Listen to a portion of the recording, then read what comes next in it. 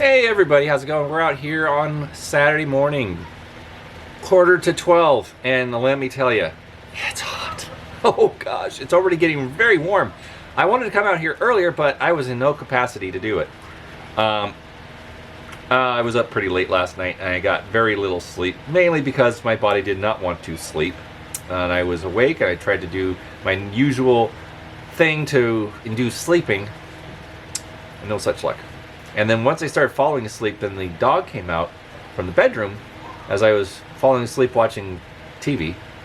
And the dog was like, I need to go out to the bathroom. I'm like, oh, Abigail.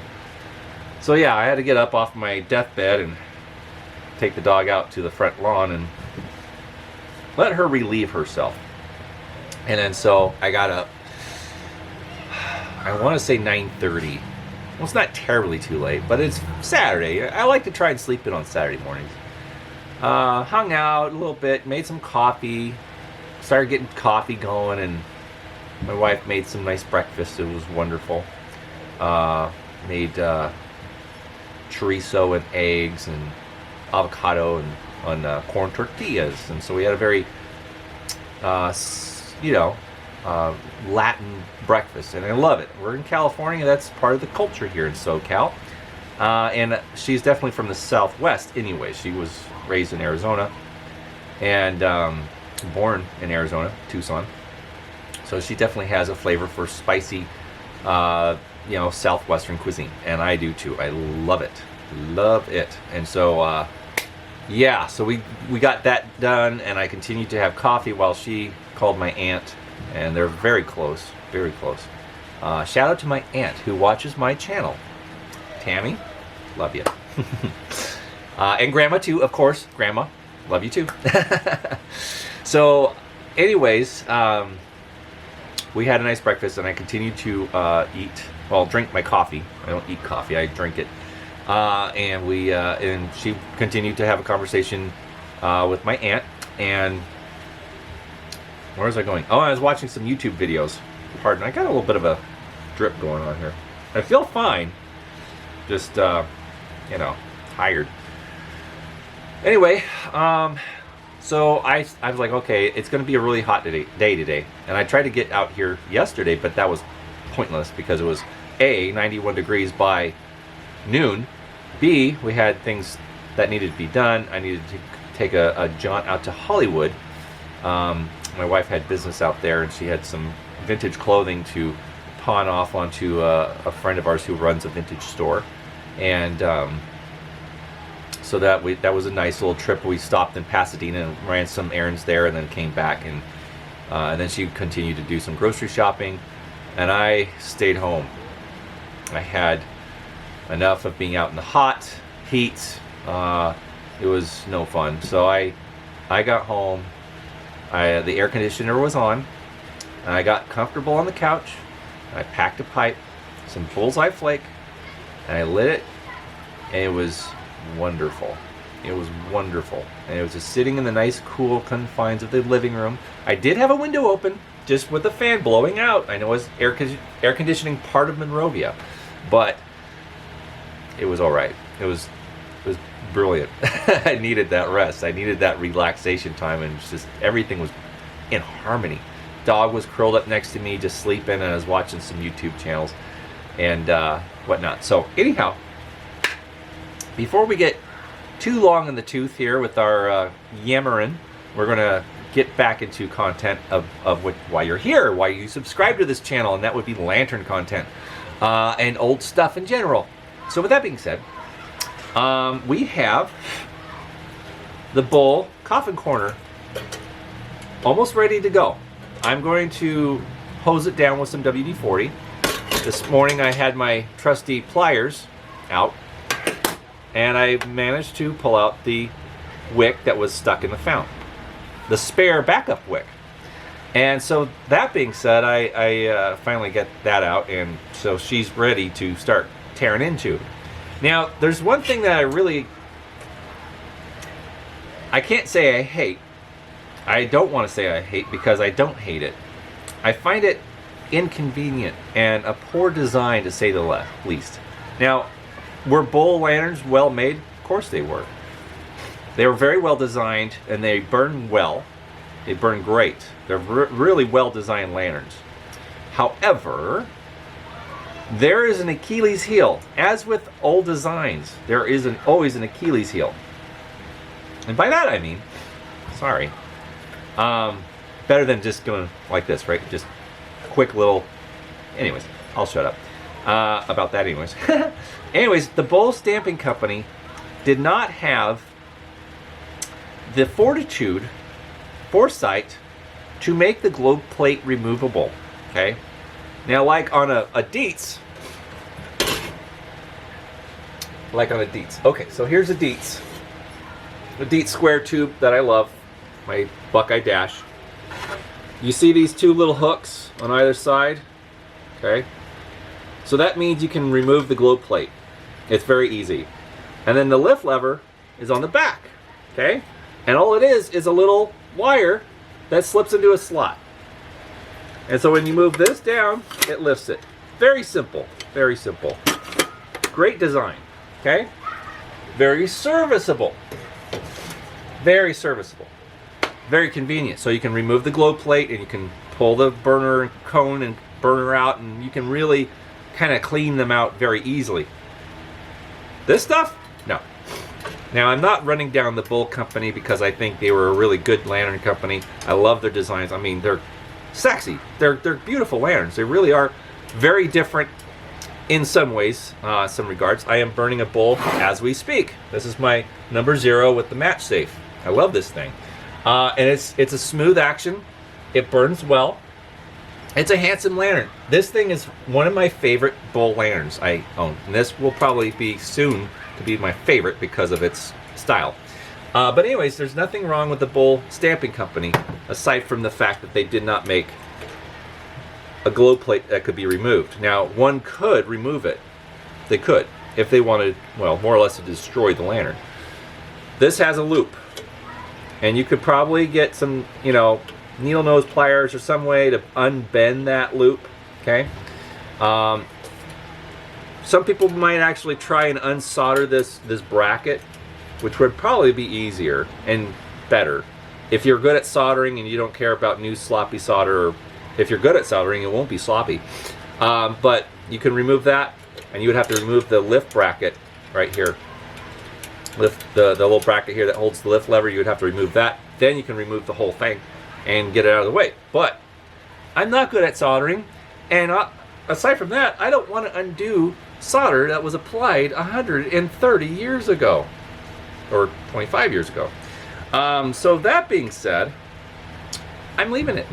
And I had a hard time getting that wick out because this is in the way, but I got my needle nose down here, like so, and I fished it out.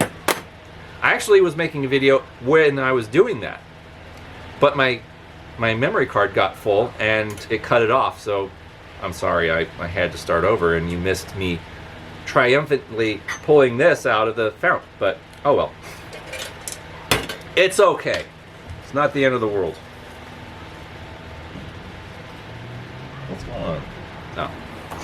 I'm hearing some crickling thing, and I realized I have a plastic bag in my pocket. We were at the dog park on Thursday, and I forgot to bring the leash, which has the dog's dirt bags. So we had to use the ones provided at the park, which is fine, but I had a spare in my pocket just in case, and I never used it, so it's making noise in my pocket. You probably can't hear it. That's fine.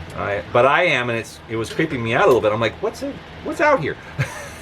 So, you know, some people have asked me, Rob, how do you restore your lanterns? How do you clean them up? How do you use, what do you call it? How do you use your WD-40? What do you do to clean up your lanterns? Well, on this, I'm just going to do the fount, but this, I use WD-40. It's one of my favorites. I'm just going to do this a little bit, okay? Yeah. And I get a fresh towel. These darn things are my favorite. Scott shop towels. They're just amazing. They're very absorbent. They're tough. And, you know, they work really well. And they're soft. So I can use them for polishing and all sorts of good stuff. And it's great. It is great. Come on. Come on. There you go. Stay up. Alright, that's fine.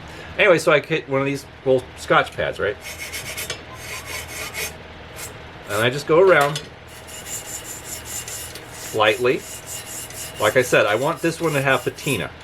I'm not going to go real vigorous at it because it's pretty much near perfect as it is. I'm not going to hit the solder because I like it. It's dull, aged finish. Okay?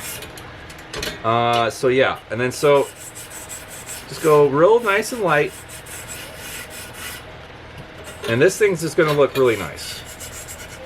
You know, the more I buy the more lanterns I buy, the more I like not to do much to them, unless they need it, unless the rust is threatening their very existence. Then I will say, okay, well then I'm going to step in and do a light cleaning, and you know, arrest some of the issues.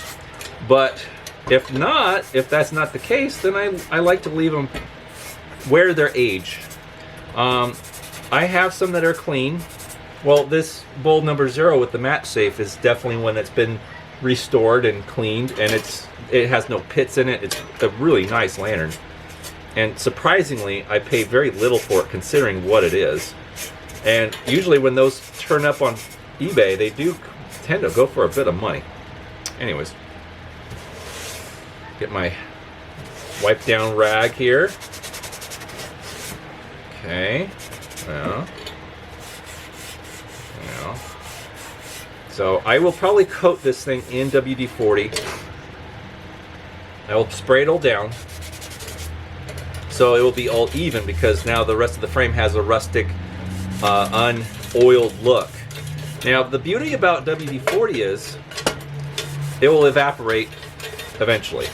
It'll protect the metal. It'll protect the metal. Now, as we know, most of you probably already know this, that WD-40 is not a lubricant. It's a solvent. It's a cleaning agent. But it does prevent rust. It does. And many people have used it as a lubrication improperly for decades. But, you know, it gets the job done and it protects it from rusting, but you will have to eventually oil it properly. Yeah. Anyways. I think that's looking nice. I think that's looking very nice. So yeah, I like to try and wipe as much off of this as I can.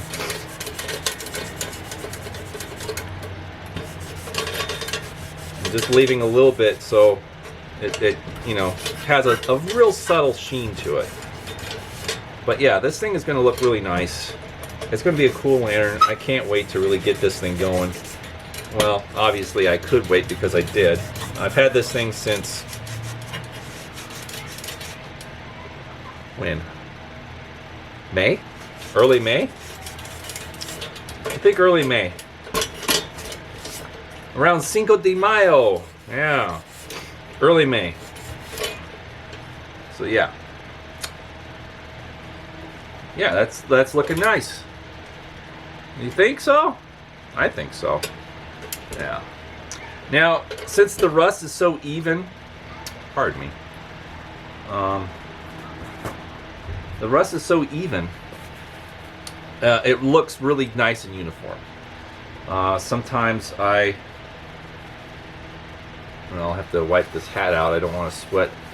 I don't want sweat stains on my straw. I should have wore a ball cap today, but I thought, oh, this is a lighter hat. It's made of straw. It'll breathe better. And it's already pretty warm out here. Yeah. Yeah, so geez. Alright. So we got that done. We got the fount kind of spruced up a little bit because it had some schmutz on there. It wasn't very even. But yeah, I'm pretty much gonna go over this real light just as I did the fount and just kind of do little spots, okay? And then I'm gonna wipe it down. But it has just a real nice look about it. So the main thing I'm going to do with this is just try and get the fount cleaned out and make sure that's ready to use the sealer that I like to use.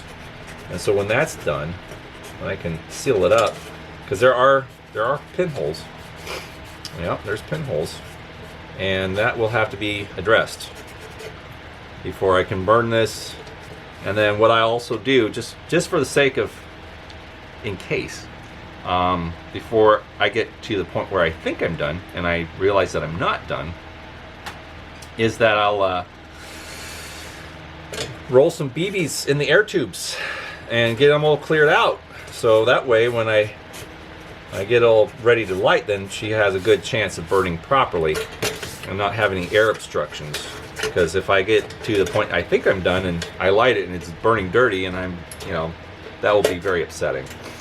It'd be a setback, and I wouldn't like it. But anyways, so that's more or less what I've been doing lately with a lot of my lanterns. It's just simple cleanup, nothing crazy, and you leave a nice patina, and for whatever it is, I really do like them kind of untouched. It's becoming my favorite. And this thing just has a really nice Old West type of vibe about it, and it just looks like it was, used, but, it served its job in a very dry desert climate. And that's what I like. I've always liked finding those relics out in the desert, say like an old car, and it's all rusted, but it's very smooth rust, and it looks like it was baked on there, and it doesn't look like it's going to devour the car anytime soon, but it just has this real light surface rust, but that it's very smooth and very it's almost shiny to some degree, but it's a very special kind of rust and patina that's only acquired in the desert in hot climates, very dry climates. But yeah, yes it is, and I like the look of it. It has a really nice appeal. I actually have this old log cabin syrup tin from the 40s or 30s, and on one side it has rust, and that's the rust patina I'm talking about. This thing obviously was face down in the dirt in the desert or somewhere, abandoned, and the lithograph was saved on one side, but the other side suffered the elements, so yeah, yep. But yeah, it's pretty cool. I like this little old log cabin tin. I've always wanted one, and I found this at a thrift store for pretty cheap. And I'm like, oh, that's neat. And it has like a as-found type of, abandoned vibe going on about it. And the other side's displayable. So I'm like, you got both, best of both worlds. But anyways, I'm not even a big fan of log cabin syrup, for crying out loud. It's all corn syrup that's flavored with maple flavoring. So that being said, I'm more into real maple. But yeah, you get it. So that's kind of the start of the BUHL. I'm going to try and get some acetone in there, clean it out, and prep it for sealer. And then once the sealer's dry, then we'll be ready for filling it up and testing it out. So with that being said, we will leave you guys for now. And as I promised, I was going to get this started, and I started it. I was a man of my word.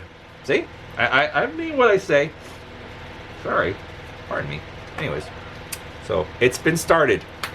And I will get the acetone out and clean the fountain out and see what kind of sealer I have left. I think I'm almost out of pour 15.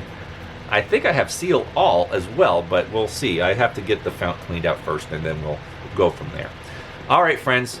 Have a great weekend. And if you're in a hot climate, stay cool. Don't go outside if you have to. If you don't have to, I mean. Just be smart about it. Don't go anywhere. Get a cool beverage. Hang out inside if you have AC, and I hope that you do. And just lay low. It's summer. Yeah. And then at night, it cools down a little bit. Get outside and enjoy yourself. All right. Enough of my yammering here. Have a great weekend, and we'll see you guys again Monday. All right. Bye-bye.